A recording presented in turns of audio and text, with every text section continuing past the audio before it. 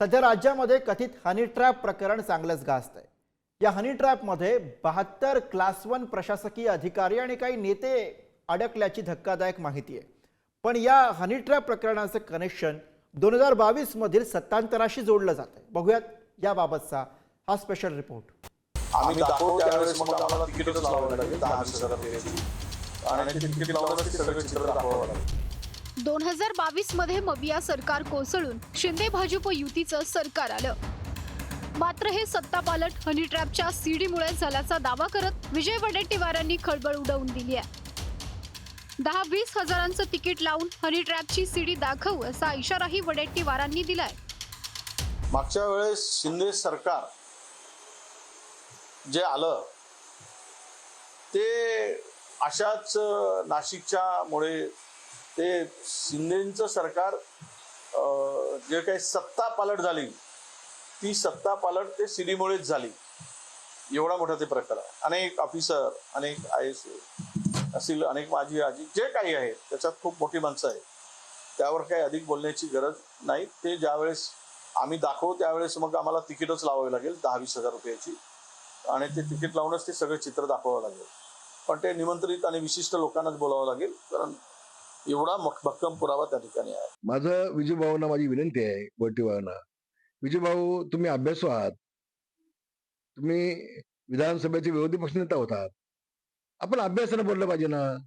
व तुमच्याकडे आहे सगळं तर द्या, मग मीडियाला आणून अध्यक्षांना द्या, मीडियाला द्या, हे सगळं आहे, हे शिंदेच्या लोकांनी केलंय आणि म्हणून ते निवडून आले। पण काहीतरी द्याल की नाही? आमच्या कोकणात म्हणतात बाप दाखव नाही तर साथ घाल। हे काहीतरी केलं पाहिजे विजू भाऊ। तुम्ही उगाच काहीतरी आभास करून कुणाला बदनाम करण्यापेक्षा तुम्ही का कमी पडलात, तुमचे आमदार का कमी आले, याचं आत्मपरीक्षण तुम्ही केलं पाहिजे। राज्यातील 72 अधिकाऱ्यांसह काही माजी मंत्री या हनी ट्रॅप मध्ये अडकल्याची शंका व्यक्त केली जाते। हनी ट्रॅपचा केंद्रबिंदू नाशिकमधील पंचतारांकित हॉटेल असल्याचं बोललं जात आहे। त्यामुळे या प्रकरणाच्या चौकशीसाठी तपास यंत्रणेनं नाशकात तळ ठोकलाय। राज्यातील तब्बल 72 सनदी अधिकारी बडे राजकीय नेते हनी ट्रॅप मध्ये नाशिकमधील एका पंचतारांकित हॉटेलात बोलावून ट्रॅप मध्ये अडकवले। हॉटेलच्या रूम मध्ये कॅमेरे बसवून आक्षेपार्ह व्हिडिओ तयार केल्याची चर्चा। संबंधित पंचतारांकित हॉटेलच्या ज्या रूम मध्ये हनी ट्रॅप घडलं ती रूम तपास यंत्रणांकडून सील। अधिकारी राजकीय नेत्यांचे आक्षेपार्ह व्हिडिओही असल्याची माहिती। हनी ट्रॅप प्रकरणात कोट्यवधी रुपये उकळल्याची माहिती। खंडणी मिळाल्यानंतर पोलीस ठाण्यातील तक्रारी मागे विशेष पथकाकडून संबंधित प्रकरणाचा गोपनीय तपास सुरू। हनी ट्रॅप प्रकरणात ठाण्याची महिला केंद्रस्थानी असल्याची चर्चा। आज मी माझ्या मुलांना सांगते, बातम्या बघू नका आज जा। It is actually embarrassing. मला नाही आवडत आई वडील सासू सासरे नणंद माझा नवरा माझी मुलं बसली आहेत आणि आम्ही हनी ट्रॅप वर बोलतो। ही कुठली संस्कृती, काय चाललंय? आणि याची इन्क्वायरी का नाही महाराष्ट्र सरकारने लावली?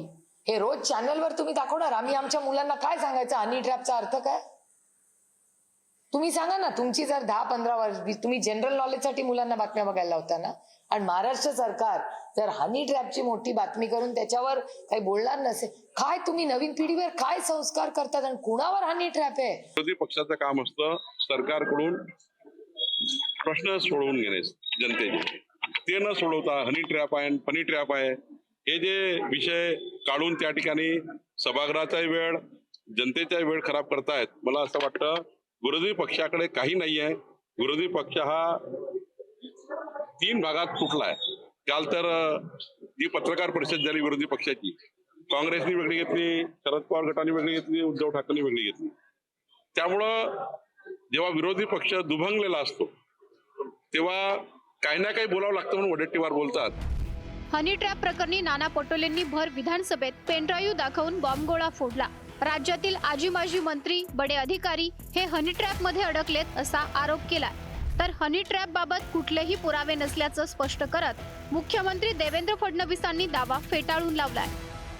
हे हनी ट्रॅपचं केंद्र बनलेलं आहे अध्यक्ष महाराज, आणि राज्याचे महत्वाचे कागद, गोपनीय कागद या अँटी सोशल मुवमेंटच्या हातात चाललेले आहेत। मला राज्याची, मला कोणाचं चरित्र करा, माझ्याजवळ अध्यक्ष महाराज माझ्याजवळ पेन ड्राईव्ह पण आहे, मला ते दाखवायचं नाहीये, तो विषय नाहीये अध्यक्ष महाराज, मला कोणाचं चरित्रहरण करायचं नाहीये। पण ज्या पद्धतीनं दाखवा म्हणाल मंत्री महोदय तर दाखवू टाकू तुमचं सरकारचं मत असेल तर, पण अध्यक्ष महाराज एवढ्या गंभीर प्रश्नामध्ये सरकार साधं निवेदन करायला तयार नाही. अध्यक्ष महाराज, एक गोष्ट कालपासून या सभागृहात होते आहे, ती म्हणजे हनी ट्रॅप. आता कोणचा हनी ट्रॅप यांनी आणला मला समजतच नाही. आणि नानाभाऊने तर कुठला बॉम्बच आणला म्हणे. नानाभाऊ आलाच नाही आमच्यापर्यंत बॉम्ब. बरं आमच्याकडे, बरं तुमच्याकडे असला बॉम्ब तर आमच्याकडे दिला तर पाहिजे ना. आता सगळे एकमेकाकडे पाहून राहिले. इकडे आजी मंत्री आहे, इकडे माजी मंत्री आहे. हे आजी मंत्री आहे का माजी मंत्री आहे? कोण फसलंय हनी ट्रॅप मध्ये? कुठल्याही आजी माजी मंत्र्याच्या हनी ट्रॅपचं या ठिकाणी तक्रारही नाही, पुरावेही नाही, अशी घटनाही समोर आलेली नाही. हनी ट्रॅप प्रकरणी नाना पटोलेंनी भर सभागृहात पेनड्राईव्ह दाखवून या प्रकरणाला नवी धार दिली. तर विजय वडेट्टीवारांनी हनी ट्रॅपचं कनेक्शन 2022 मध्ये शिंदे सरकारशी जोडलंय. पण खरंच विरोधक पेनड्राईव्ह अथवा सीडी बाहेर काढणार का? बडे सरकारी अधिकारी आजी माजी मंत्री अडकलेले असल्यास त्यांची माहिती उघड होणार का, हा प्रश्न आहे. किरण ताजने, पुढारी न्यूज, नाशिक.